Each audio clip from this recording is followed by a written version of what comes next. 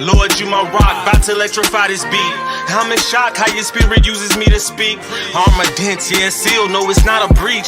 God is good, taste and see, he got the bread and meat. And I'ma eat, trying to see obese. And whoever got beef can get invited to the feast. Cause I once was lost, but now I'm found. Amazing grace, the sound is sweet. The king's been crowned, that's Jesus. Believe it, every knee gon' bow. Better now rather than later, cause later it's no escaping. That lake is blazed, but a safe haven is Christ the Savior. The sin of all mankind paid for, I gotta praise him. My own cross I gotta take up. The signs say the stakes up. Treasures in heaven I need to bank up. Look, there's no sense in stacking dollars when faith without works is a problem. There's capital one, what's in your wallet? This economy can get you bothered. Your credit lines with the Father, gon' give him mine. What's in your wallet? This economy can get you bothered. Your credit lines with the Father, gon' give him mine. Lord, you my rock, bout to electrify this beat.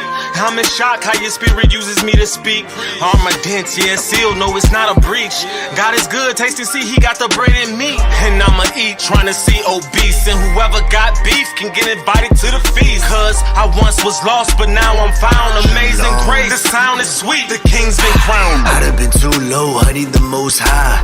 Living without God, blood, I wanted to die. Too congested in this hood, reason mamas will cry. Cause some demons with Doritos on shoulders is outside. Anxiety tripping, I'm seeing mothers, you're slipping. You got no God in your kitchen, you giving spoils to children. Mad at and kidding, and this a game I play different. I'm praying, hoping you win it, and that you conquer your sinning. I used to be so low, but getting so high. Emotions bubble up, I smoke a blunt just to hide. Funny how the pain would never ever leave my side. Like a 9 or a bottle or a shorty down a ride. Jesus saved my life, so for him I always slide. You tripping by waves, I know the one who makes the tides. You trip out the grave like he will make the spirit rise. Ain't capping about God, so you could look me in the eyes.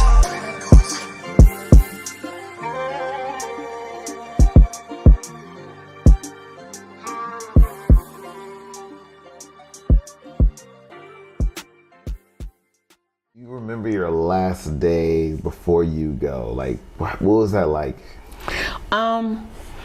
You know, I was eager to go. I was packing stuff that I couldn't use because the military is not gonna let you go. But Uncle T.D. gave me some good advice. So, and mind you, when I signed up, I never told anybody because it happened just that fast. I signed up and then told everybody I was leaving. So, my Uncle T.D., he was so cool. He was like a daddy to me. He was the one who would come in and drop me money in the morning for food. Drop me money so I could go gamble. It was crazy. But anyway, he was my uncle. He told me, he said, I didn't know that he was in the military. He showed me, he came in there one day, showed me in his uniform with his fine, sexy self. And so he said to me, he said, look, I know you don't like people in your face. And I know that if somebody get in your face, you don't have no problem putting them in their place. He says, but if you're really serious about going into the military, you can't walk around cussing people out and telling them to kiss you behind. Y'all understand the translation. And so he said, so remember, they have a job to do. And their job is to make you a soldier. Look at this as a game. So when they get to hollering and get to yelling in your face and all of that, he said, it's a game. They're not trying to hurt you. They're not going to touch you. Look at it as a game. Baby, honey, I made it. Because let me tell you something. Y'all got to realize all these anger issues, all this hurt and pain, Y'all seen triple 6888? Y'all seen it by now. We went through all of that. Now you got a nice version of it because baby, but going crawling in them duck holes and all that kind of stuff. Them drills are. What do you mean? Who you looking at? Private? Get down, get down, get down, get down, get down.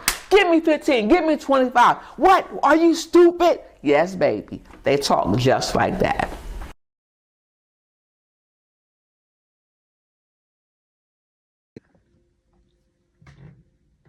Hey, it's Apostle Sandy Love. How you doing? Well, first of all, welcome to season 5, episode, I guess, segment 2, part 2. Maybe that's it, how to say it. We've never done a part 2 before. But let me say that, listen, I thank you for enjoying my story so far. I appreciate you seeing the real me. Some people look at the degrees. I have my highest degree is a master's in legal studies. Currently waiting to go back to law school when I get my money up. But that's the end game. But the begin game, oh man, y'all see. And so what I do now, working with young people, pastoring, dealing with young prophets and everything like that, it didn't start out like that. My beginning was psychotic, but it was where God started me at so that when I got here, maybe I would appreciate life. Maybe I would, which is what I do now, have no problem with getting back to youth and young people who are lost and who feel suicidal. This is the reason why we do give voice to pain. That's it. No hidden agenda. I just understand that stories, everybody's story, needs to be told. Am I going to say that feelings may not get hurt or that people will disagree and have their own spin and narrative on what you went through? No, of course that's going to happen. But when your intent and motive is not to hurt, it's just to tell your side of your narrative from your small childish view, you have a right to do that. A lot of things I did not bring up. Some things may have seemed shocking to few, but a lot of stuff I left out on purpose because it wasn't worth it. It wasn't worth the drama. It wasn't worth the hatred or whatever the case was. It wasn't worth it because the motive is to show everyone I've ever recorded and for those that will come and those that will glean my story and those that know about my degrees and those that know about my business to understand I am not here trying to gain anything off the shoulders and the backs of anyone. I made it. I survived it. God helped pave the way for me to walk. That's it. In this next season, or part 2 of season 5, which is the first time we have ever done that, a lot of the footage from Oklahoma, some here in Texas, it was already completed. It was already done. So a lot of times you'll hear me come in and maybe add to or ad lib or take away. One part I know that I've got to talk about, though my daughter, I believe, is interviewing me for that particular one, you're going to see her get a little feisty. I'll come back and bring in some other commentary or another side of the footage that's not in the original one because I want to tell it in my own words where my kids are not on the scene. I want you to hear and to understand from a different dimension where I'm coming from. Does that make sense? I don't expect this to be carried out long. I'm hoping I can get it in about maybe 3 to 5 episodes so that we can clear it up. But because we ended with we left the other season ending it with my sisters and my last great aunt that's living, I felt like that was just the appropriate place to end. Because the truth be told, when I stepped into the military, it was a different world. I was running. I was running from one place and had no clue where I was running to. I was looking for something. Love, acceptance, a way out, away too. Man, I was looking. I didn't know what. Let me share this with you as a precursor, and I'm not even sure if I shared it in the episode. The way that I wound up even getting into the military. Well, let me go back and be honest about something. I mentioned something in one of the episodes, and I really didn't tell the whole spiel. So let me do it now, and this is your introduction. One day, I heard this voice tell me. They said, "Oh, you bad. You real bad. And you know what? You got good hand skills. You fight good. And if you go to prison, you can run the whole prison.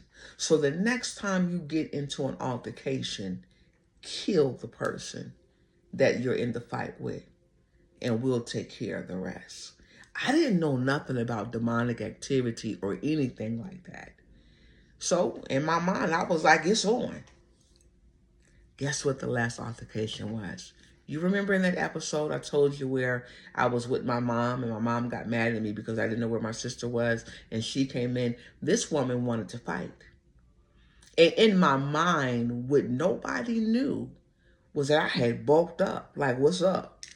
I was ready because I knew my mom had a bad attitude and a nasty attitude. I knew her sister who was standing there had a nasty attitude. I was ready to die.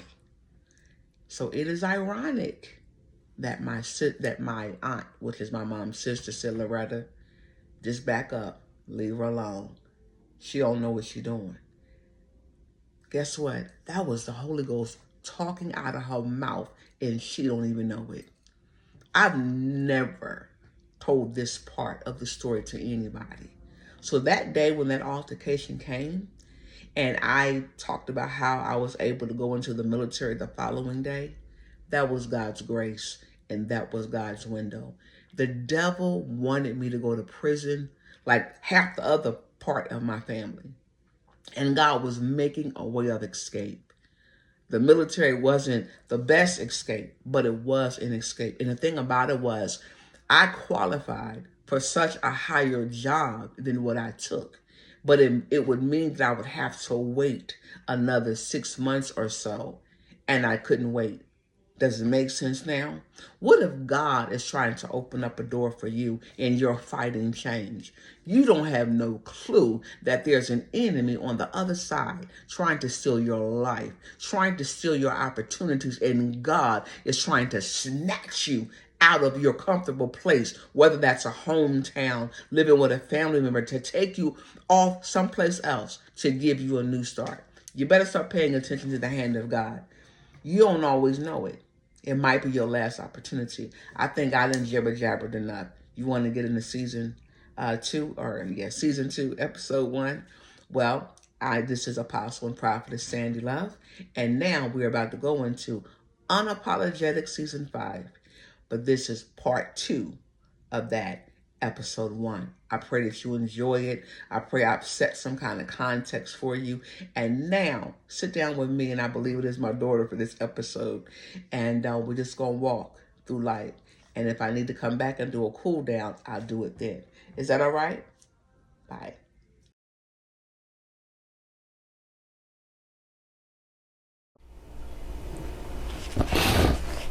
Hey everyone, welcome to the next episode. So today, hi, I'm Deja here. I am Miss Sandy Love's daughter, only daughter. We're going to pretty much just pick off where we left off in the last one with her and my brother. And as I remember correctly, they kind of left off with my older brother being dropped off in North Carolina and her returning to the military to try and find housing. So let's go ahead and pick up from there. Can you elaborate? How did the housing process go after you dropped him off? I stayed in the barracks for a little while. And that's kind of the short version. We did have a little space in there, but the main thing was to get housing. So I stayed in the barracks. And while I was in the barracks, I found that I was pregnant with you. Mm-hmm. And so I immediately was thinking, I cannot have another kid. Like, no. And so I think I had called Savannah, and I was going to go, I think like I had 2 days, and I was going to go get an abortion. Mm-hmm. And I lay down and went to sleep, and so I had this dream, and he was, chocolate, and all this curly hair and everything, and was just smiling, and I heard God say, "You can't get rid of her." So that's why you here. Hey. But I thought it was kind of, I wasn't believing in God. I wasn't serving God. All I looked at was I could not take care of another baby. And Shannon was maybe going on 2. Not yet, going on 2 or something like that. And so at that time, I had to find housing off base. And being a private, which means you have no rank, in the military at that time, I think at the time I was only making about, with VAQ and cost of living allowance, maybe $1,000 a month, if that. So didn't have a vehicle, couldn't find an apartment, so I wound up getting an apartment in Allenhurst, Georgia. And I remember it was $350 a month, not including electricity. The country houses, like I live here and one lady lived right there, but it was country. And but it was a military town. But I remember the babysitter was like $400 a month. So do the math. Right. And then having to pay somebody to bring me back and forth from the base or take a cab, I wasn't surviving. And so the life started lifing, and my first sergeant was a white old dude. And y'all might not like this part of the story, but it's real. And so he came to me one day, gave me a ride home, and you thinking people being nice out of the goodness of their heart. No. And he was like, "I know you're struggling. You need to make some extra money." And I picked up right where I left off in Philly. And I had to survive. So it just was like that. And I think I did that for a while. And it's amazing how you never walk on the corner, you don't do anything like that, but it's almost like demons know how to spot you. And so got in housing, and life was really good. I mean, I was making enough money I was making enough money, period. So I wasn't really hard up, wasn't hurting. And then when I got military housing, I was really pocketing money, because at that time, I didn't have to worry about living off base. I could take a cab to work, and that was kind of it. And so, I did like any other soldier did. We partied. Yes, we partied. And we did all the things that soldiers do. And like in the movie though, well, that was basic training. We didn't talk a lot about that, but everything that you saw in the movie with Kerry Washington, 6888, we went through all of that, the basic training and all of that. And then when you go to your regular duty station, you still did whatever you were assigned to do. When you partied, you did all of that, but it was just the fact that you knew at any moment you can go to war. And I think when you came along, I remember if we had to go to NTC, which is in California, and that was where we trained, that was a real big thing, and y'all had to go stay with Mookie in North Carolina. And so Mookie was really good. Mookie was good people. I ain't like a mama. Mama was messy, but that was Uncle Teddy's wife, and so we just respected her. But they took care of y'all when I needed them to take care of y'all. I knew I could drop y'all off. Y'all was going to be good. Nobody was going to hurt you or harm you. And that was a good peace of mind. And then life started tripping. Okay, but can we rewind just for a second? Yeah, go ahead. So why, or I'm not going to ask this question.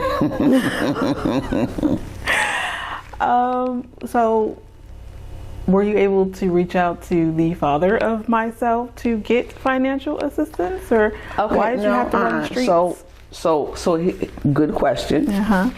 Here is the not going on the Marvin show for the answer. So when I got pregnant with Shannon, I knew who Shannon's dad was. And I remember he went into the Navy. And when we came home one time, they would tell me, oh, Sean about to get married, but he wanted to see Shannon. Shannon looks exactly like his dad.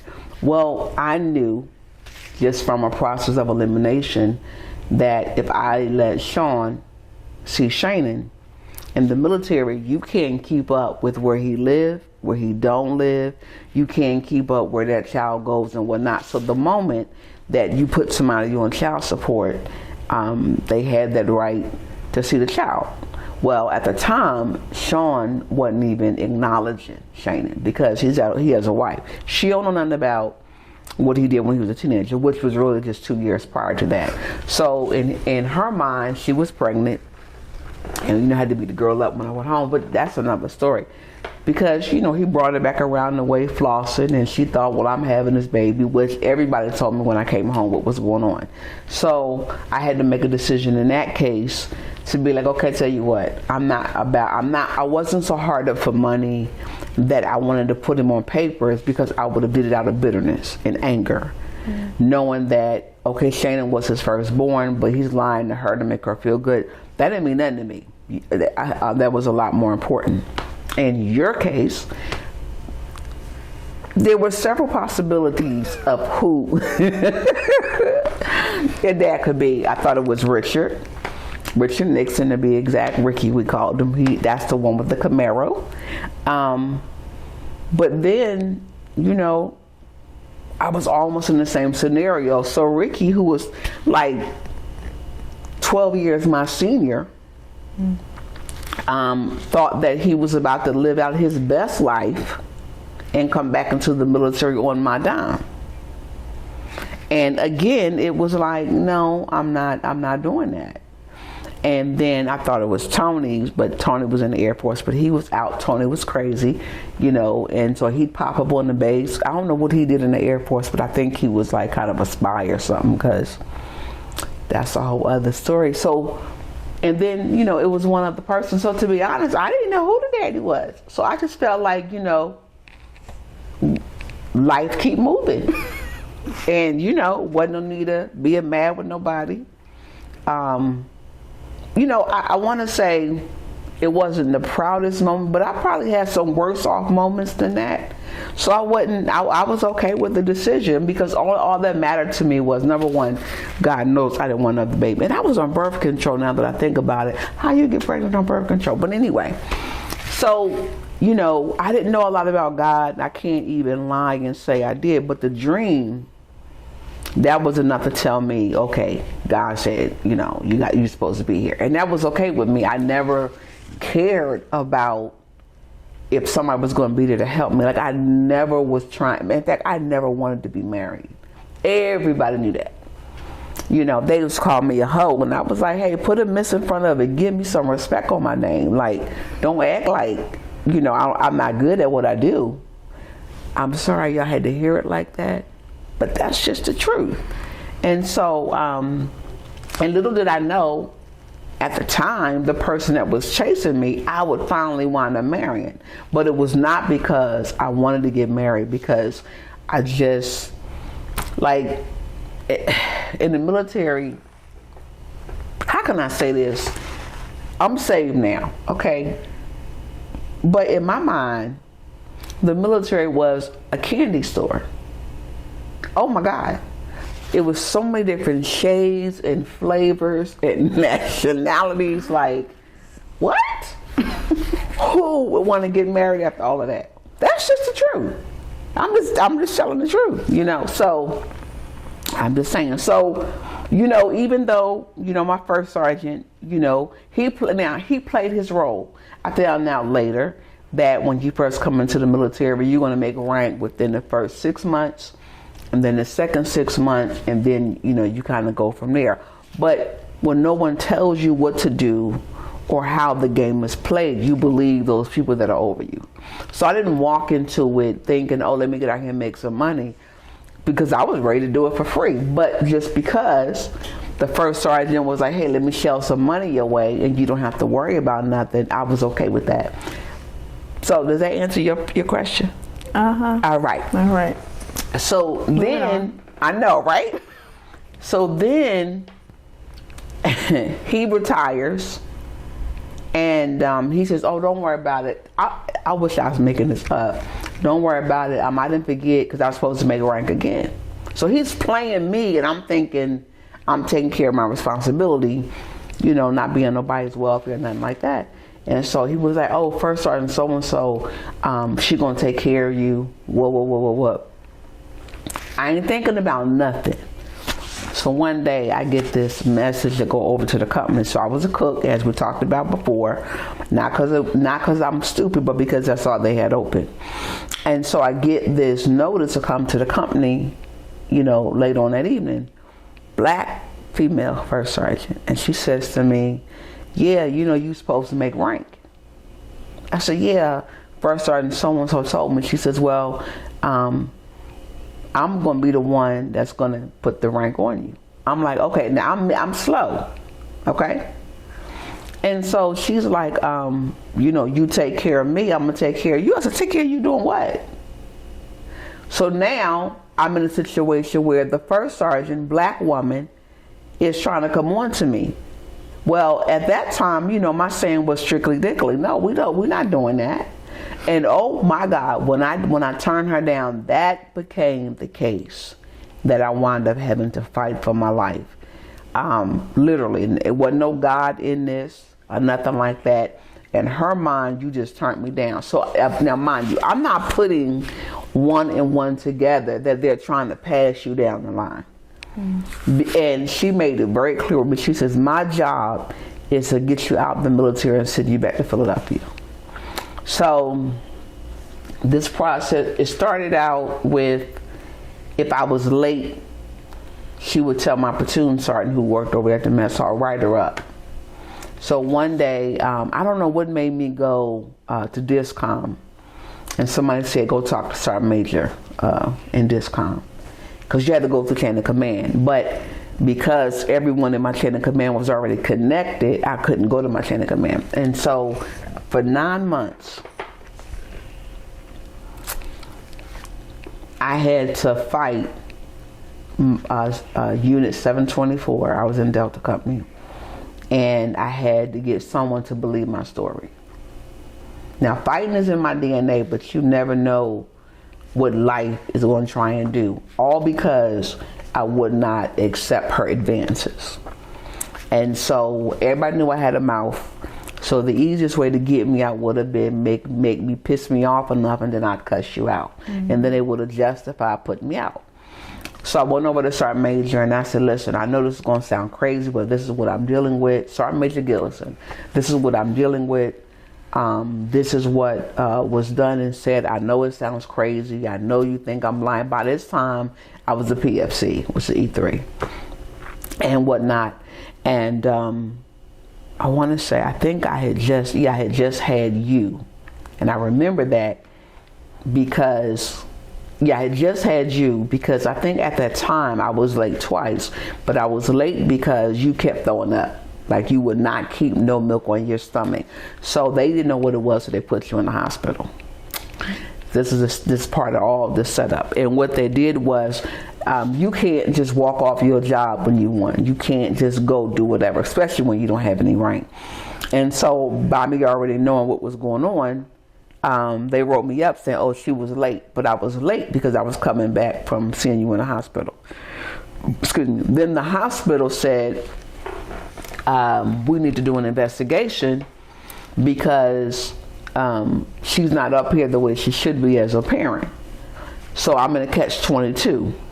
So then that's why somebody recommended me to go see Sergeant Major Gillison. So they wound up giving me some days off to make sure I could be up there and wouldn't be penalized. But what that did was, I never forget it, he told me, he said, "What I want you to do for the next 6 months is every time something happens, date the date it happened, what was said, who were the witnesses, who was standing around, and whatnot, but just do that." And he says, "When I call you, I want you to bring me that book."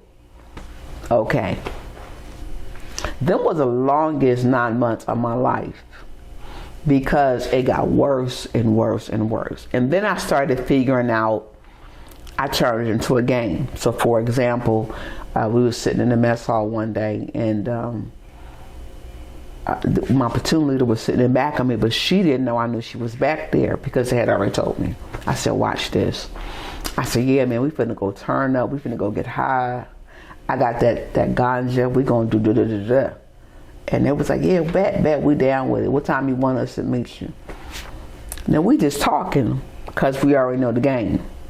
So we go out that Friday. We went out all the time, but my point is, by the time I came back to work on Monday morning at 4 o'clock in the morning, I was ushered over to the company for a piss test.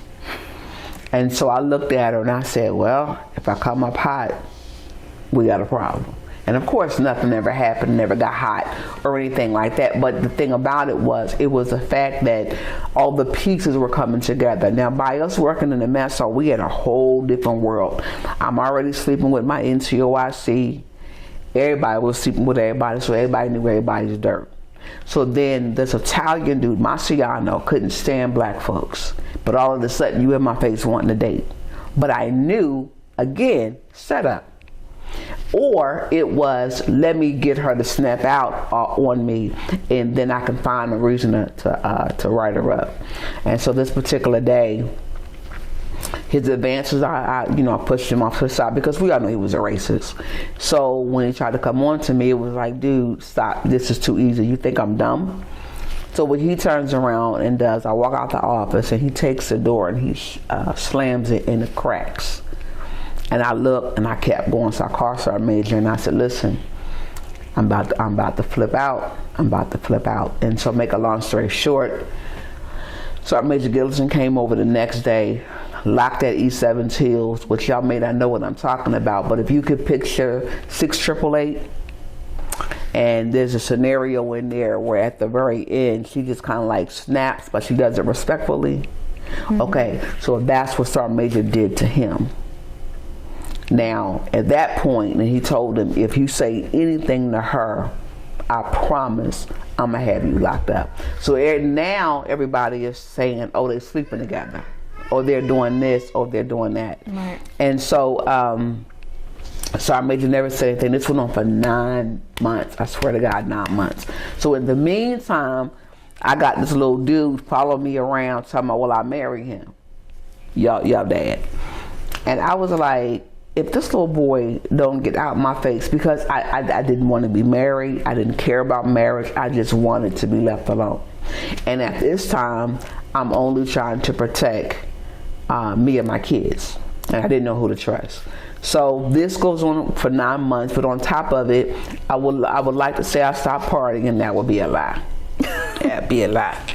So and matter of fact, they would just want to party with me just to keep my head from flipping out and spazzing out on people.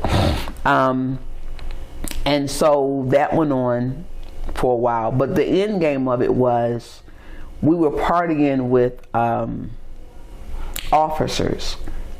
Military is a different world.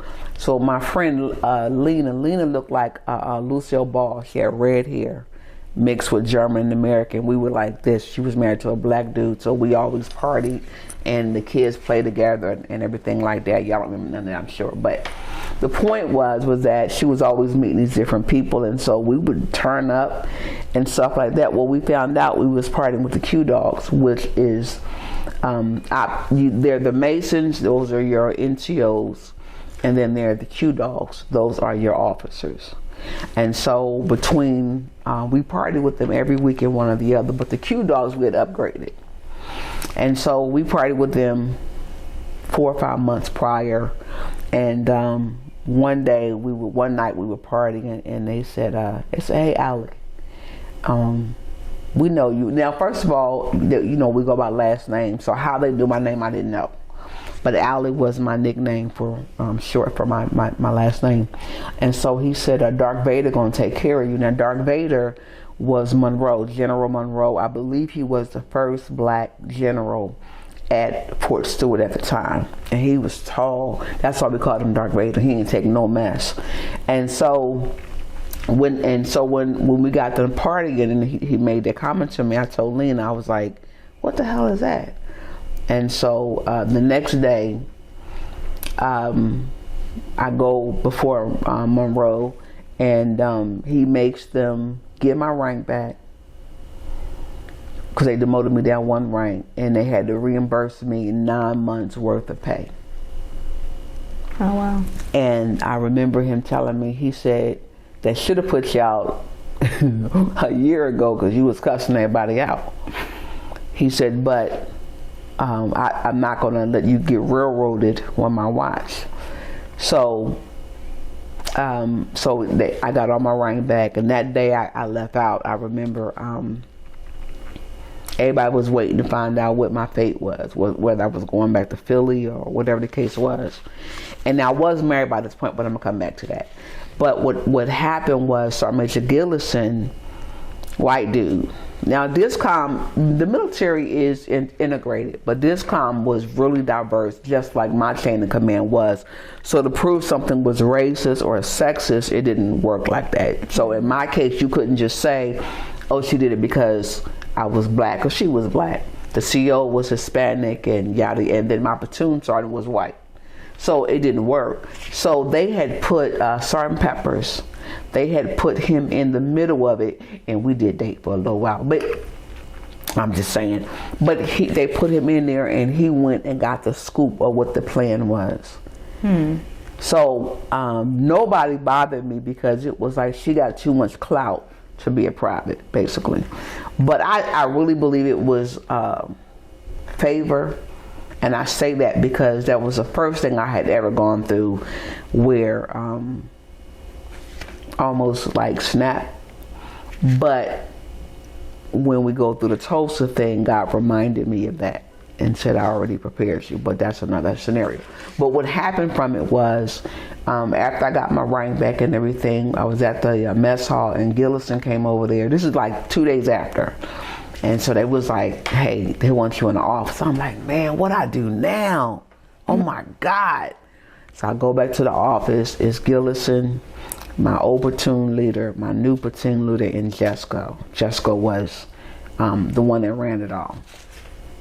And I'm thinking, you know, they about to get some new charges or something. Right. So I go back there, and so, man, that white man was fire. He said, he looked at my platoon leader and he said, you a sorry ass platoon leader. He said, you knew what was going on and you didn't even try to help. And you got 5 kids from a black man. And she got 2 kids. And not one time did you try to fight for her or nothing when you knew what was going on. He said, so here's what I'm going to do. Since you didn't stand up and fight for her, there's this thing in the military where we have, I want to call it a jacket for the lack of a better terminology, but when you leave off a base, you have a permanent file and then you have a post file. Things that happen in the post file, they don't have to go. They drop it when you leave. But things that are in your permanent file, no matter where you go, is there. That's what you don't want. So she got a letter of reprimand. Her and the whole chain of command got a letter of reprimand for the railroading that they tried to do. And he said, the reason I did this in front of her, the only reason, and this is what he told me, the only reason that I got her in here is because I wanted her to see that I'm good, that my word is good. And number 2, I heard about every rumor y'all put out that I was sleeping with the soldier. Now, I didn't know. I heard it, but I didn't know. But that day, he reprimanded everybody in that office that it applied to. And then he said, today you'll be in DISCOM. And if you want to re-enlist, and if you want to, whatever you want to go and do, I promise you, you are not going to have a problem. So that was like, I think I got drunk that night. Like, we was always turning up. We didn't really need no reason. But yeah, that was it. And I like, that's the kind of stuff that people don't understand. Like, when people look at me now, they say, oh, you're too militaristic, you're too this. No, what God did was, the reason I think I appreciate the military was because I saw it from different sides. I saw the exploitation, that which was done to me so they could benefit. So yeah, sex trafficking is real. I don't care who or what you're talking about. And the fact that when people want to end your career in the military, I done seen that one too many times. It's a dime a dozen, but that was the first time that I saw somebody stick out their neck for a private. That man did not have to believe nothing I said. He wouldn't have lost no sleep. So to me, I believe that the enemy wanted me to just like go back to Philly, wind up in prison, kids taken away or whatever. But that wasn't the end of the story. So anytime I come across something hard or that's beyond me, I always go back to that incident. And I wasn't even serving God. God wasn't nowhere near in my brain, you know. But that man was pretty good. And I did go to Discom, and the only reason why I did not re-enlist is because, you know, Randy was like, nah, that's enough. So. Okay.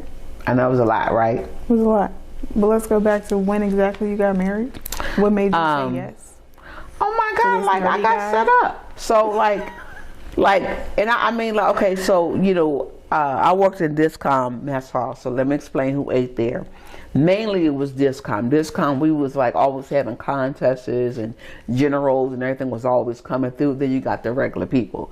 So we fed something like 1,000 plus per meal. That's a lot. So this little dude would always come by talking to me, and I'd be like, man, get out of here. Cause he looked like a little kid. Like, what am I gonna do with that? You know? And so, he just kept coming in and everything. He was always polite and speaking and stuff, and I ignored him. And then when I was pregnant with you, he kept popping around. And I was like, yeah, you don't see? Like, it's a baby here, leave me alone. And when I came back off of leave and had gained all that weight, and he was right there, and I was like, oh my God, like, what is wrong with you? He like you. He was like, I just want to talk to you. I don't want to talk to you. Why you want to talk to me? Like, and then I thought he was real low rank because I had a certain level that I would date, and he was like borderline. Like, he was an E5, I think. I didn't really date E5s, and so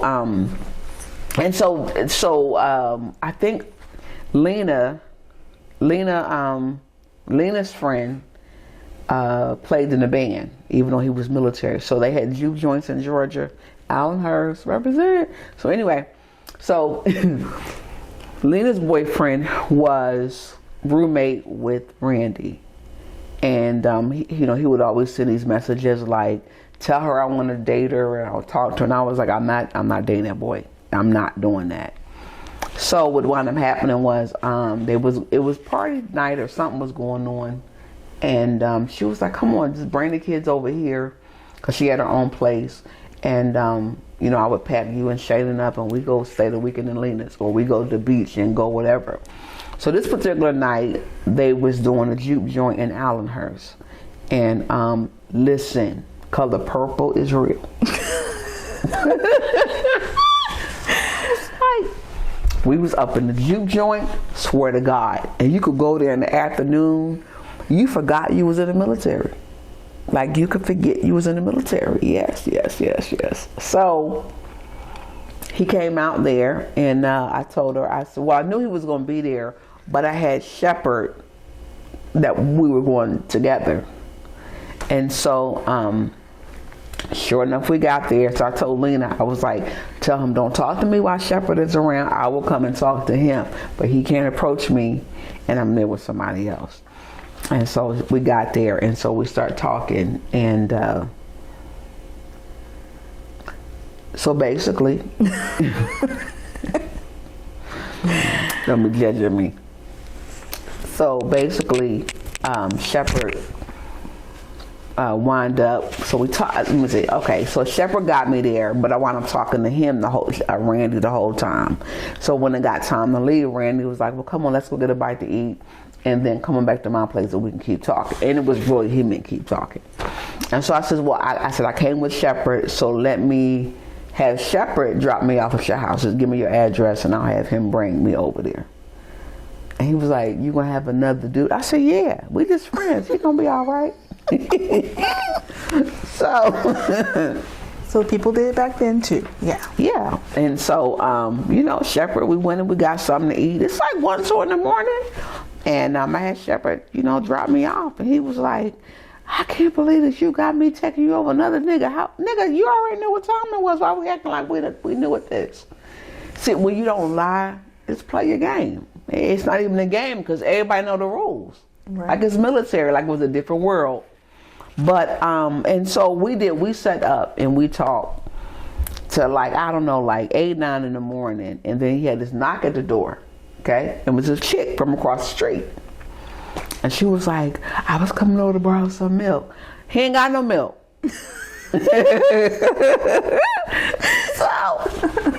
And we was together like every day ever since that time. I'll never forget that. So about maybe like 2 months later, I was on the base, and he stayed over at my place a couple times. He'd come over there, play with you and Shane and everything. And so this one day, I was cleaning, and all of a sudden, I had this what y'all church folk would call an open vision, and it was simply I was cleaning, and all of a sudden, I just saw him coming to the house with a thing of roses, got on his knee, pulled out the ring, and said, "Will you marry me?" And I heard the voice say yes. And once I had the vision, literally, I just went back to cleaning. I had no memory of it, none of that. And sure enough, that evening, he came in, and everything happened the way I saw it, but I forgot I saw it, if that makes sense. Right. And so we made plans. I said yes. And I remember we made plans to get married like in about 2-3 weeks. So we technically dated like 90 days. And while we were on a honeymoon in Savannah off of the riverfront was when it came back to me, the vision. And when it came back to me, I almost fell out because I couldn't figure out what that was. Right. And and so I think that was the beginning of the change. I did have some boyfriends that was mad and wanted to fight, but that goes with the territory. Yeah, because you was off the market and they was mad. Well, the And you strange. married a nerd. Exactly, I did. I married a nerd. Right. And then the strange thing about it was I had put in my leave to get married was just for like a week. So my boss, who I was dating, had been dating him for like about a year on top of it in between stuff. He pulls me in the office and he wants to have a physical altercation because he's trying to figure out who I'm marrying. But he already married. Oh. So he's mad. He's like, I'm gonna leave my wife. Yeah, all right, cool, but I'm still getting married. I don't even know what to tell you. So then literally he wound up getting physical, and I wasn't but 120. He's a big dude. And of course Marciano comes up in there and has to break it up. So then word must have got out because I had 2 dudes. One was a mason, one was a head mason, and the other one was a low mason. And they were like, "We heard you getting married." And I was like, "Yeah." "Well, which one?" I said, "I'm sorry, what?" He said, "Who you marrying, me and him?" I said, "Wait a minute. Hold up. I thought y'all supposed to ask me if I want to get married. Why are you talking about I need to choose?" Right. And so they was like, "Well, no. Either it's got to be me or it's got to be him. Who you choosing?" I'm not choosing anybody because somebody chose me. So then they wanted to fight. I have been in some very strange altercations that don't make no normal sense. And so, it was, people crazy. People crazy. That's so what happens when you date people that are in power. I know, right? You ain't dating no But scrubs. no, I mean, but it was just like weird. Like I didn't understand, and everybody knew how I felt about getting married. So for the word to get out like that, it was kind of like, who is this dude you marrying? Because you the main one that was protesting against marriage, you know. And but it was the beginning of change. It was the beginning of it. I can't say that I had no plan. I can't say, and like I said, so we wound up getting married about maybe 3 months before the case was coming to an end. So by this point, we were just trying to get through it, get over it, and just trying to make a normal life as much as possible. But I never had planned on getting out the military. But I think the pressure had got so bad that he was kind of like, you know, maybe you might want to think about not doing this. And of course I was like, I'm not sitting home being no stay-at-home mom. I'm not going to do that. And She did. we wound up doing that. That's what happened. We wound up doing that. So so yeah. Oh, okay. All right. Some things we leave alone, but I think that's a good. That was a good chunk of information. Yeah. Yeah. It was. Okay. All It was right. a lot. And you ain't dating no scrubs. No. Right. You was a hoe. All Yeah. right. All You right. know. A reform hoe because you got married. Exactly. And see, the thing about it is, you know, it's not that I was always proud of my past, but you know, people do things for the reasons they do it. I've never wanted no welfare. That wasn't my way to go. Not proud of every decision and choice I made, but I made sure my kids were taken care of. And I wasn't going to let y'all fall into no system. I wasn't going to leave y'all. I wasn't trying, like motherhood changed my life, just period. And so I put things into priority, and you got to figure it out. And I made some dumb mistakes, but nothing that cost me losing my kids or anything like that. So, Okay. All right. yeah, I'm just saying. Yeah. Did the best you Yeah, could with the you cards know, you were dealt. That's what I did. That's it. And then, you know, the whole church thing, like, now the church thing got me off guard. Because, you know, I know people say, well, I ran to Jesus and I ain't never been the same. And I didn't have none of that story. Like, it was kind of like I wanted to change, but I didn't know what change was going to look like. And So after you got out of the military, did you got saved after? No. Or what? Wait a minute. I kind of got saved on my way out. Oh, okay. So I remember I was getting tired of like juggling all these Negroes. So this was kind of before I got married. And I remember saying something like, it's got to be a better way than this, because it's not it. But I didn't know how. And everybody in my life played their role. Like, I know it sounds crazy, but if you were a friend, you were a friend. If you were an associate, you were an associate. If you were a customer, you were a customer. Everybody had a role to play. And I never got that confused, but somewhere in between the roles, it was kind of like, okay, life has got to have something better than this. But when you're living it, I didn't have any words or anything like that. So this one night, I was getting ready to go to the club, and I'm having these thoughts of better life or whatever. And so I'm waiting on my ride, and I'm looking at TV, and Charles Stanley was on. I don't know what made me look at him, but you know, you got TV on because you drinking, so getting ready. And so I remember him saying something like, just lift your hand. The next thing I know, I'm lifting my hand, and I'm saying the sinner's prayer and all that. And when he got done, he said, okay, you're saved. If you die today or tomorrow, you're gonna go to heaven. And I was all into it. And then when I heard the beep beep outside, I went on to the club. And I know people want to hear a different story, but that's really what happened. And then I worked with a Satanist. Then he was telling me he wanted me to come and serve the devil.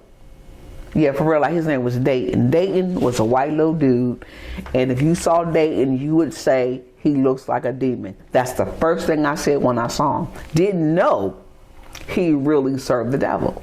So I believe that between all the things that was going on, the enemy had a plan. And I think I was just an actor in the play and didn't know. So when Dayton told me, and how Dayton told me he was a devil worshiper was because they was getting drunk, drinking some Everclear. Matter of fact, I was pregnant with you still. Matter of fact, and they said, and in the barracks, because I was still waiting on housing, and so they was like, "Come on, we're gonna drink some punch." Now you ain't got no whole big old igloo of punch over here. You a soldier talking about we just gonna watch nigga. You got some liquor in there, right? Sure enough, your senses when you're pregnant are real sensitive, and I was like, "Oh no, you got alcohol in there, mom." But nonetheless, I stood in there while they were we watching the movie. And so all of a sudden, about an hour later, he says, "Hey, let's have a seance." A what? So I knew that from looking at all the movies at the house. And so I was like, okay, I'm getting ready to go. He was like, no, I got some candles and a mark. I said, I'm getting ready to go. So I left. So next day, they didn't remember saying it. They didn't know what I was talking about. So I knew who he was from that point on. And every now and then, he would come and he would say, I'm praying for you. Don't pray for me. I'm good. And one time he told me, he was like, I'm gonna pray you come over to my kingdom. And I said, I'm just gonna pray to God. And so he said, you don't serve no God. I said, I'm saved. Now, whatever reason I knew this, it was because of being in Vacation Bible School. So for some reason, my brain remembered it and said it back to him. So from that time up until raising my hand and getting saved on TV was probably about a year out. Okay. So there was some space that was there. But what had begun to happen in between that was that I was just trying to figure out how life was supposed to get better. And so what happened was after I said that, went to the club, did me, life happened, went through the whole thing, got married, and I'm still in this place of now what? And I think Randy wound up going to Korea for a year. And, I still went on with life just being the same. The difference was I woke up one day, had this dream I got left behind. Why did I know what it was? I don't know. And I remember waking up thinking, okay, if I get left behind, why did I get left behind? I don't know what to do. So I didn't know who to talk to. And the one minister that I knew that would come through the church, well, first of all, the Mason, that's a little younger dude, because they believe in reading the Bible, they not real. So he wasn't no help. But it was this minister that came through the line this one day, and again, they would come and he would holler at me, hey, how you doing? How your daughter doing? Because he knew I was pregnant, but he was trying to get a hookup. So nobody was in a position to tell me nothing about God that didn't want something. Right. And so I remember one day I got up. I said, well, I'm going to go walk by this church. I saw this church. I'm going to go walk by it. And it was Saturday morning. I'll never forget it. And kids was outside. People was outside. I parked my car like down the street and just walked the block to see if anybody would say something. Ain't nobody never said that. I was like, well, I tried. And I went on back to the base. And Randy called and he was like, I got orders for Germany or orders for Kansas. Where you want to go? And I didn't want to go to Germany at that time. Excuse me. So we said, so I told him, let's go ahead and go to Kansas. And so this is where it got real, because this was where we were driving to Kansas, and while we was driving, you and Shayna was in the back seat because you was acting like Tinka and cussing the baby out and stuff. She used to beat up Shayna all the time, just beat him up for no reason whatsoever and stuff. And Shayna be like, she bothered me, she hitting me. Y'all always been like that. And so this day, it came on the radio, and they said that this girl had got picked up, and they was charging her with 124 counts of attempted murder. And so me and Randy was like listening to the radio and everything, and they said she had HIV, and she was giving it to men on purpose at the military base because somebody gave it to her, so she was going to give it back. She was trying to kill everybody. And I think they said she had admitted sleeping with over 300 men at the base. He driving, I'm sitting over in the passenger seat like, okay.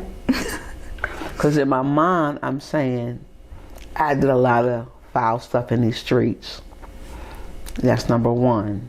Number two, 9 times out of 10, I done slept with half the men, or came across at least half of the men that she probably did, because bases are not as big as people think. And when you out there, you out there.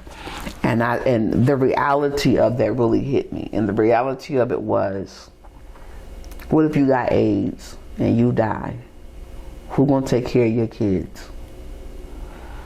And now he driving, I ain't said nothing, because he didn't know nothing about my lifestyle. He didn't know nothing about my past or none of that. And I'm sitting over there having like a come to Jesus moment for real. And I told God, I said, okay. I said, I know I got saved on TV. I said, but I'm making a for real commitment that I never want a taste of street life again. And I don't want to lose my kids. So whatever healing you got to do, whatever you got to do in me, do it. Because I'm not ready to leave my kids. And I ain't looked back since. And yeah, like, I ain't looked back. So this is you driving on the way to Kansas. On the way to Kansas. He don't know nothing about nothing. He don't know what's going on. And I wasn't confessing nothing. Of course not.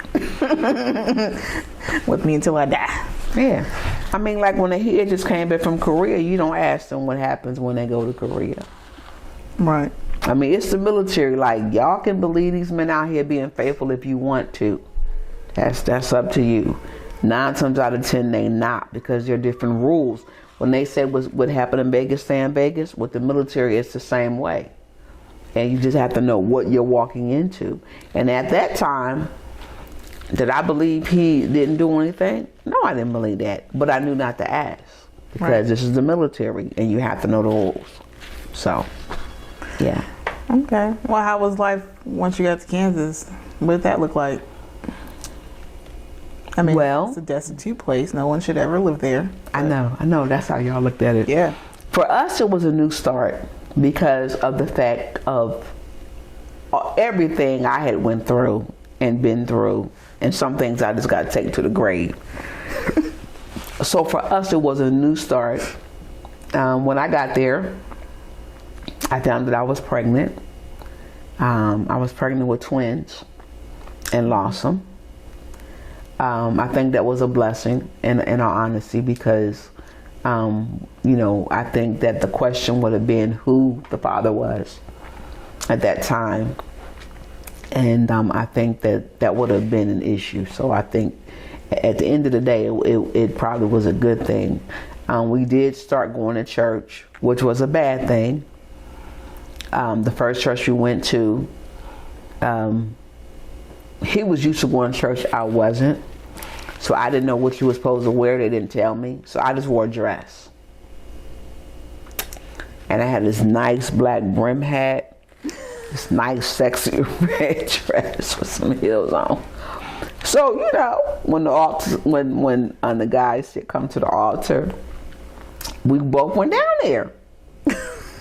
And so next thing I know, the dude was all over the top of my head. And what is wrong with him? And then it dawned on me. I was like, oh my God, he's judging me. Yes. I was like, and so Randy didn't like that. He was like, come on, let's go. We're getting out of here.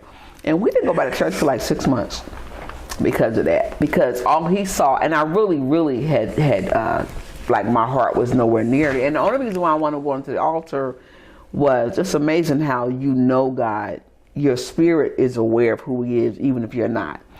And when I was sitting there, I heard God say, "Go to the altar." He said, "If you confess me before men, I'll confess you before my Father." And I said, "But I'm already saved." He says, "I know, but you haven't done it outwardly." So that was the purpose of it. That man did what he did, ran. It was like way out. And so for 6 months, we didn't go back to nobody's church. And then somebody on his job invited us, and we got church deliverance. And I mean, we didn't really have no complaints at that time. The first time. Let's talk about church deliverance. How was that? Let's get into that. Pace. I mean, this is the first time. Okay, the first time. The first time. So y'all problems didn't start until the second time. So the first time, we were just trying to figure out and learning what it was to be saved. That was how it was. So y'all weren't in school or anything yet. Y'all didn't have to worry about nothing at that point. It's when we so let me say the first time. So basically, it was good. A lot of my problems came because I started learning how to pray, seek God, and all that. And then, in my prayer closet one day, God was like, I want you. He said, you didn't ask me for forgiveness. And I said, for what? And he said, for prostituting. And I was like, ew. That is nasty. I did not do none of that. And he said, yes, you did. I said, no, I didn't. I was not on nobody's street selling my body. And of course, by the time he got them breaking it down, it was like, oh. And so we was in testimony service one night, and it just came out my mouth. I was not in control. And my life went different places from that point on. And I mean, oh God, church folks can be so mean and judgmental, yet they say, come as you are. But when the Holy Ghost came out my mouth and said what He said, it was a bittersweet moment. It was like, yay, look at God, look at God, look at God. Then it was like, ew.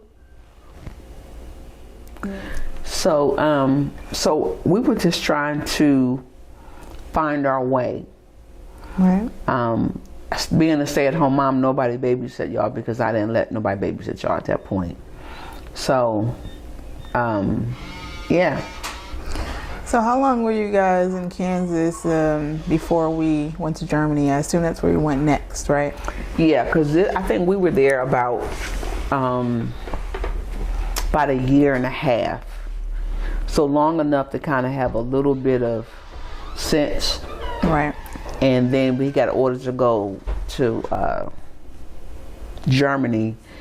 That was the best time I could have had because it was in Germany that I built a personal relationship with God. Wait, I have a question. What? Did my godparents come the first time we was in Kansas or the second time? Oh, you mean when you ran away?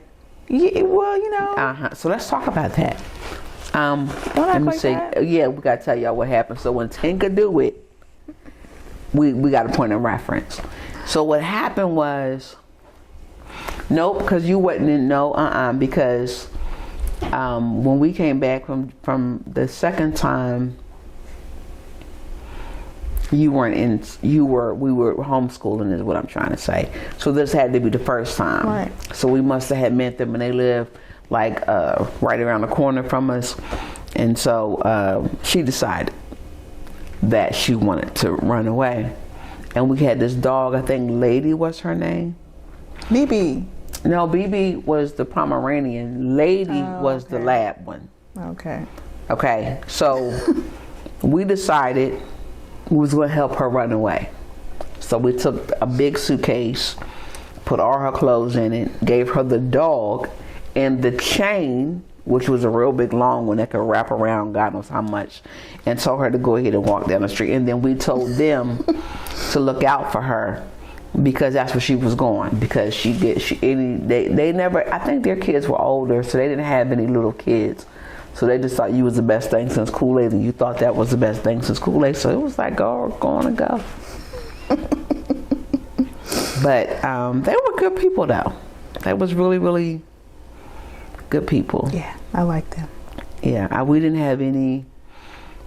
They were good people. KK was pretty good. KK was the one that had the. That was my hairdresser. Yeah, KK was good people, and she wound up giving me like a couple years worth of clothes for every season because I didn't know how to dress, and I didn't know how to ask nobody for nothing, and so she just waited until God led her, and caught me down there one day, and was really a blessing. And I really love how she handled me. She didn't like just, oh, you need some clothes to wear, type stuff. She didn't do that. She did it the way God told her to do it, and in the time He told her to do it, so that I was mentally in a position to, receive all my clothes and get rid of all the hoe clothes. Because it was necessary. It was. You gotta change. But it was how she handled me that was classy. Right. Yeah, I liked her. I remember her.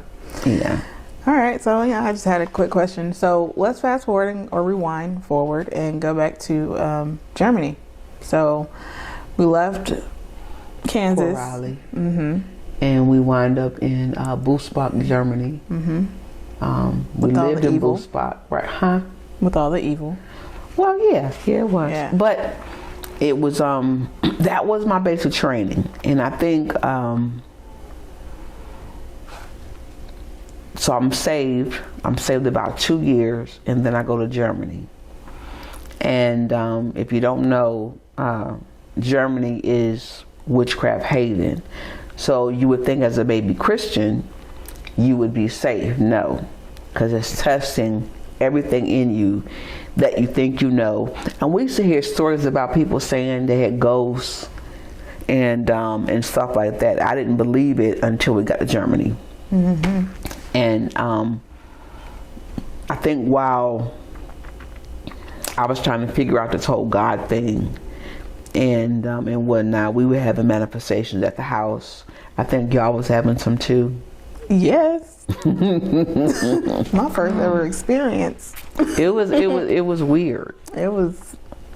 And then let me say, so let me get it right. So we had Judah, Emmanuel first, mm-hmm. and then Jeremiah wound up coming later when we were in Germany, and the devil was trying to kill him like every night. That's why he's so angry. Yeah. Every night we had to go and get him, and I couldn't even leave him around the dad because it was like the Holy Ghost would say, go get him, go get him, go get him. So Germany is where I learned about God on a personal relationship, and then I had to learn how to protect my home because every night he was coming after you. I think you were having more manifestations, and like I get them showing up in your closet and stuff. Yes. Yeah. Yes. I even I remember one time looking out the window, because everybody had the balconies, and I saw this shadowy figure, and he had a crown and a scepter, and he had red eyes. And I kept looking. I was like, "Am I tripping?" And he told me, he was like, "I'm the Prince of Darkness." And I was like, "Okay." So then all of a sudden, he had these huge, beautiful wings, and he dropped down and swooped down and everything.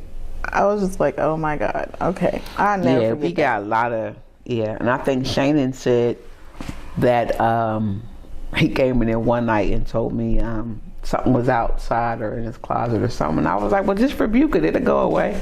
Just keep saying Jesus. Yeah, I did. It ain't always work. But I was praying, I tell you that. I wasn't getting no sleep. But we didn't know nothing about nothing. And I had to figure it out on my own because church folks didn't believe in it. They didn't think it was real. And then remember Thea? Yeah. That lived across the thing? Yeah. And Drina was crazy. Everybody we knew was crazy. Yeah. But so I'm saving maybe a lot of the context, but that was where I learned spiritual warfare. That's when I learned that if I didn't learn how to fight, the enemy was going to keep fighting me. I'll be thinking about that, like Germany. It's funny because a lot of stuff, you saw it. Demons weren't hiding. And then when you come back here, I don't think I've seen anything as clear as day as since then. Like now, you'll see the little shadows by your, a glimpse or something. You might hear something, but they don't just show themselves here in America. They hide. Yeah, like Germany, yeah. it's like them being flamboyant with it. They did not care. Yep. I asked the Holy Ghost about that for years, and I was like, how come it's like it just stopped? Like we don't even see nothing. And he said because they hide. They hide. And what better place to hide than in the church? And that's why. And I think Germany has, isn't it like they're the house of, is it like the Devil's Mountain or something? Yeah, or the Persia, so to speak, or something. I think when we did the research, was it Sodom and Gomorrah? One of them is a haven. Yeah. It's a Europe is a haven of it. So it was a lot. Like that's where I learned how not to be afraid. That's where you had to learn not to be afraid. And if you started out afraid, by the time it was done, you wouldn't be afraid because you didn't have a choice. And whatever it was about our family, we was always in some warfare or some manifestation or something knocking on the door, on the window. It was jumping crazy. Off the balcony, living. Oh yeah. Sheena jumped off the balcony. What was that? 4 stories? And she still lived? We was on the 3rd or the 4th floor. I think we were in the highest one. Yeah. Yeah. I know. I bet you they still talk about this. They do. They added different versions onto it. They was like, it was this dog that jumped off and got up and started walking. I said, nigga, that was my dog. But they she just didn't made get up up and start stuff. walking. Nah, she didn't. She but did live. She did live. I hated Sheena. Sheena was my baby, my rock waller. That was my buka butt. But Sheena survived, She's probably man. in hell right now. She not. She in heaven. She in heaven chilling. But I remember that a lot of our encounters that we went through were definitely spiritual and happened in church. That's when I found that I was a prophet. I wound up going to my first School of the Prophets there in Frankfurt, Germany, under the guidance of Bob Godwin, who was an American.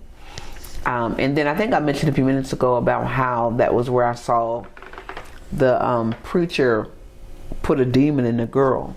And so we saw a lot of stuff that made me a believer. So, it's one thing to sit in church and hear about demons and this and this and that, but we were in Germany. So we were seeing stuff. We were still young, and that was real. That was real. But that was where we built our personal relationship with God.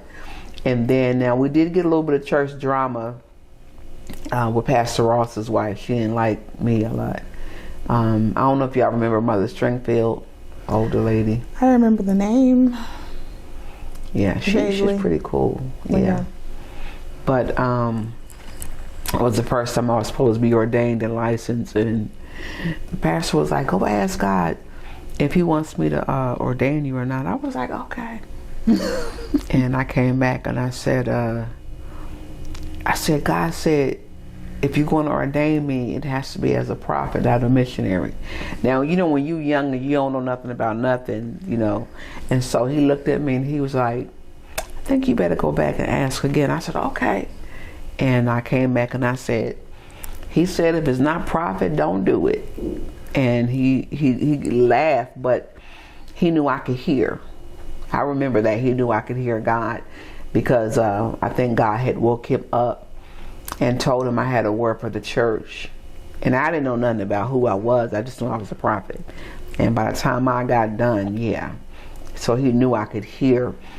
But people told me, you crazy, you don't understand, you're turning down Church of God in Christ. I didn't know nothing about how big they were or important they were. I didn't know none of that. I just knew God said no. He didn't want them to tag me as aspired missionary or missionary is what their titles were. And he said no. And so I could never take it. Mm-hmm. And it would be another 3 years before Church of Deliverance, because we wound up going back to Fort Riley. Mm-hmm. And they gave me a minister's license, but when we had to leave, they took it back. Because you left. Mm-hmm. Mm-hmm. Okay. Well, let's go ahead and let's land the plane back in Fort Riley. Back in Fort That's Riley. where we went next. Okay. Yep. How was coming back? I know that's when I started arm and bearing her. But I had more knowledge, more information. My discernment was better, and it definitely made a lot of people uncomfortable. And by her, you're referring to Bishop Mary? Everybody. Bishop Mary? Yeah, I think she was okay for a while, but I think that, you know, when you come in as a babe, and then we left, so those 3 years that we were gone, I came back a total different person than when I was there the first time. The first time, it was, okay, you just got saved. This time, those 3 years of being in basic training of the Holy Ghost was like 6 years. You know, like a dog, well, 1 year is 1 year to us, but in dog years is 7. Right. So coming back, I was on dog time. Right. And they didn't like that because I could hear for myself. I didn't have to wait for somebody to tell me what the bishop said, and they didn't like none of that. I asked too many questions. I should just do what you're told to do and sit down and be quiet. And I think by this time, we call ourselves trying to be good parents in the sense of putting y'all in a Christian environment, so we didn't have to worry about Halloween and all the other stuff that you deal with in public school. And we was paying our money. So first of all, we didn't know that y'all was sharing books because we had a book fee per child. Then I think I lost it when they hit Duda. They hit the baby, y'all. And I think, what grade was you in? Was it third? I think it was third. Yeah. And because I think it led to us homeschooling. You did. And then with Emmanuel, my two babies didn't talk. Jeremiah and Emmanuel did not talk. They ain't hurt nobody. They was the whole yes ma'am and stuff like that. Well, you know, Jeremiah did scratch out somebody's eye, but in defense, the boy hit him first. But the point is that they weren't like bad kids or nothing like that. But the thing about it was Emmanuel didn't open his mouth for nothing. So to think that a teacher would hit him because of what somebody else did and beat the whole class, I wasn't happy. I told Bishop Mary that day, I said, I'm finna go out, because you know that's when you have to walk out and shake their hand and all that. My face must have read, I'm whooping tail. And when I got to that back door, I told her, I said, I'm finna go over here and whoop Elder Jackson's behind for putting her hands on my child. And Bishop Mary, I still had street in me. And she was trying to calm my sister off the ledge, and I meant that. And that's when I started realizing that church likes to control. And you put leaders in position who have no self-control and think that they're gods or demigods compared to the bishop. It was a lot. It really, really was a lot. I think I grew up a lot because I really had to learn to bite my tongue. Did y'all even know they was hitting us? Mm-mm. Y'all didn't find out till I think that time. Yeah, we didn't know. Yeah. Yeah. It wasn't like no little ruler, no little switch. It was like this thick leather paddle that they would use with these ridges on them. And if you couldn't memorize your scripture, you was getting hit. If someone else did something, the whole class was getting punished. It was just a lot. It was just a lot. And we didn't know none of that. And if they didn't like her and they had some type of they come vendetta, take it out on the kid. Oh yeah. Oh yeah. We pieced it together. Like I said, Duda was the thing, and I was like, I'm gonna tear this place up. Like I don't even have the words to articulate how we turned up, and that was when we knew that was it. Yeah. But my teacher was cool. I had Belinda. Mm-hmm. Yeah, Belinda was fine. Her. Roberts was okay too. Yeah. Shannon had the pastor's daughter, Denise. Yeah, her. Well, her daughter. Yeah. And then Emmanuel had Jackson. Yeah. And see, Denise got mad at me because when I was there the first time. You know how they were saying, I love you and all that? And I wouldn't say I love you back. And they thought I was being smart, and I wasn't. I told her, she said, you're not going to say I love you back? I said, no, I don't know you. Why would I say I love you? Right. And she took it personal. And it wasn't personal. It's just that I still believe, why am I saying I love you and I don't know you? And then church is church talk. And they don't mean that no more than the man in the moon, because if you love me, you wouldn't be putting your hands on my kids. Yeah. Next. Right. Let's move on. Flashback. But so that time at Church Deliverance was different because you know more. But because of already being exposed to the demonic realm, I was not having to look at it in the church. And that's when I began to realize, for example, if you say you're a prophet, they believe that you say what the pastor says. To say anything different or beyond that means you're not in agreement. Therefore, you're coming against the ministry. And every time somebody left, it was always their fault. And so I remember me and Randy would say, when we leave, we're going to make sure we pray. We're going to go as a unit. Like, we had a whole plan because we didn't want to be scrutinized like everybody else was. Because we were like it was like, everybody leave. There's always something wrong. And we thought that we were going to break the cycle. So when it came our time to start making that transition from there to Oklahoma, Oklahoma for School of the Prophets #2, and Bishop Mary was like, I don't think that's God. Y'all better go back and pray about it. And here go Randy talking about, okay. I was like, if you leave me out there like that again, we fighting. And I remember God saying, God said, I told God, I said, well, why you just can't tell them you want us to leave? And then that way we all be in agreement. Right. Because under this misconception that God gonna tell the pastor, quote unquote, everything will be in unity and it won't be no problem. And God said, but I didn't ask Bishop Mary to go. I told you to go. So you're gonna have to learn to trust my voice over man's voice.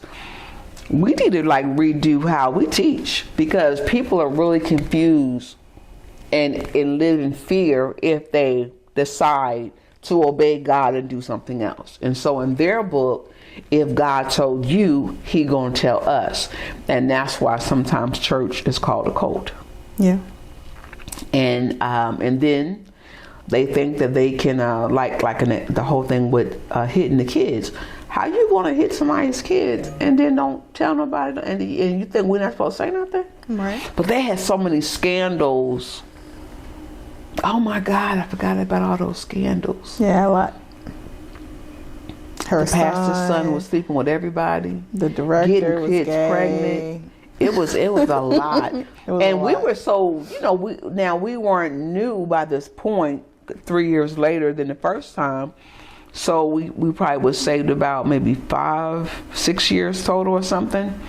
But in the time frame from the first time and the second time, it was way different because your eyes are open, your discernment's kicking in. Then we were both called to be prophets. Prophets get downloads that everybody else don't get. So we look more like the villain. I can remember one day I left the church. I told Randy I ain't going back. And I went to somebody else's church, and at the altar call, the guy was like, I hear the Spirit of the Lord saying, go back to your church. I said, well, what kind of mess is this? He said, God said, go back to your church and get the word and ignore everything else. I was like, I know this is a lie. And I had to go back. I had to go back, and I'll never forget.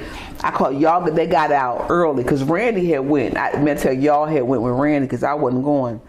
And I called myself because you had to come down this road, that road, whatever it was. And here go Reggie. Hey, Minister Stone, how you doing? I was like, this dog.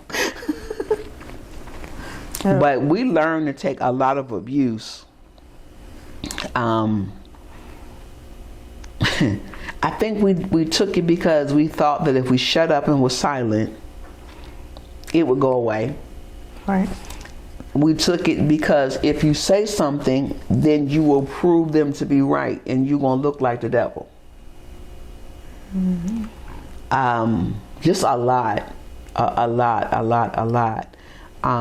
Looking back, hindsight, I think we walked it out the best we could for the hand we was dealt. Yeah. Some people were crazy. Because we just had to figure it out. We didn't know. And then I remember Duda, Emmanuel, was thinking we weren't saved no more when we left. I remember that. He was like, oh my God, we're not saved no more. We got to go back. So the kids were indoctrinated, thinking that if you left the church, something was wrong. And we could only wear dresses and Yeah. no jeans. And it was interesting.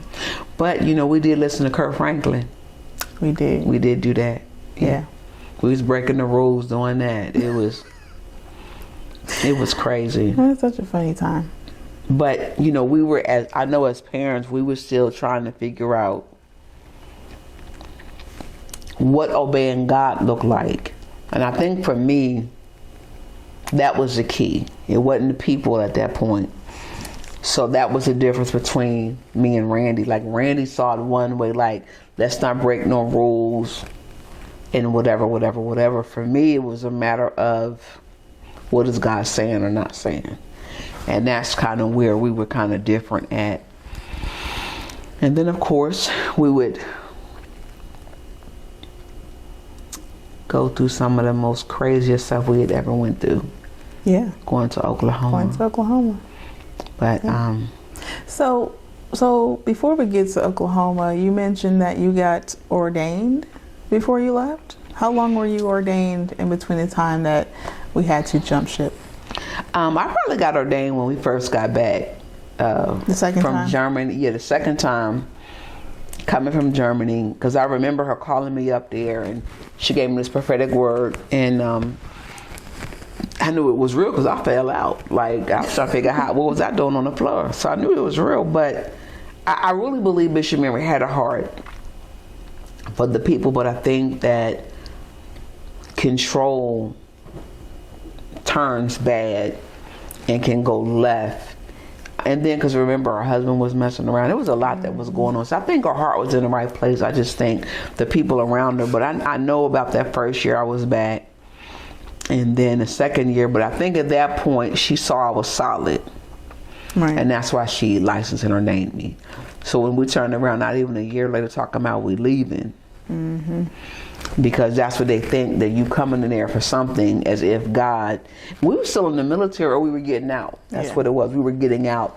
And I think her thought process was, if we ordained them, then they're going to stay here. And that wasn't what we were doing. And God was telling us to go ahead and to go to Oklahoma, Tulsa. Oh, so God told us to go to that place? Yeah. Oh, okay. I didn't know that. Yeah, I know, right? We weren't ready. Times. We weren't ready. It was interesting. We weren't ready for and it really wasn't anything that we did. When looking back, I believe the School of the Prophets, because I didn't know anything about who they were. Matter of fact, KK. Mm-hmm. All right, yeah. I remember we went with her to Tulsa, to Azusa. Right. And that's when we're going to call her Prophetess P for now, was up speaking. And they knew of her. I never knew what they were talking about. And so I remember we talked about it. It was really good. I mean, it was really, really good. And so when we got back, that's when God started saying, I want you all to get out the military at that time, and I want you to relocate to Tulsa, and I want you to go to school. That's why Randy got in so much trouble, because he knew what the mission was, and we were supposed to be in school, and God got his attention. But all the other things that came with it, I think it was God's way of, sometimes we all say we want a promotion, Nobody should ever say it. But the point is, your faithfulness is what promotes you.